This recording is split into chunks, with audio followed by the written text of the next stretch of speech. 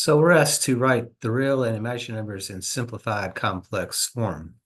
So remember, a complex number is a number in the form of a plus bi, where a represents the real number component and the bi represents the imaginary component. And remember, a real number cannot be added to an imaginary number. So things we mentioned earlier is, real numbers are either rational or irrational. So remember, to be rational, the radical is not present. So we're talking about fractions, decimals, and integers. Now, when we talk about real and imaginary, a number is real if you do not see the imaginary unit. If you see the imaginary unit, then it is an imaginary number.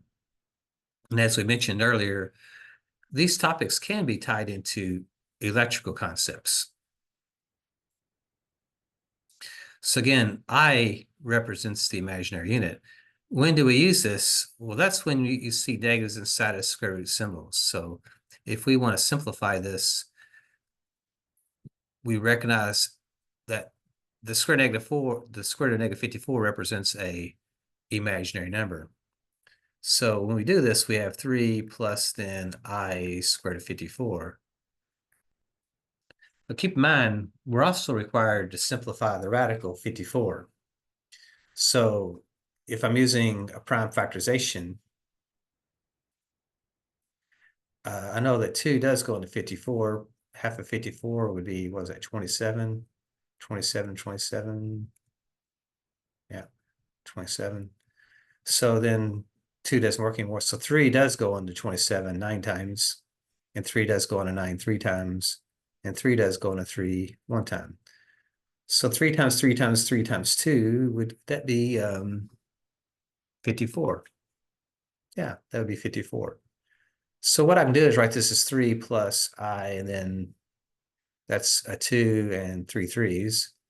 But remember, since it's a square root radical, for every 2, that makes a perfect square, which means we can bring out one of those factors. So for every 2, we bring out 1. So that means we can rewrite this as 3 plus then, and this 3 can come out. So we're going to write this as 3i square root of, then 2 times 3 is going to be 6.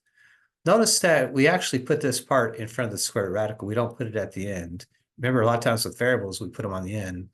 But when it comes to radicals, we actually put the variable part in front of the radical, because it's hard to tell if it's under the radical or not. So a lot of times we'll put it out in front of the radical, so it's clearly, we can kind of tell that it's not inside the radical.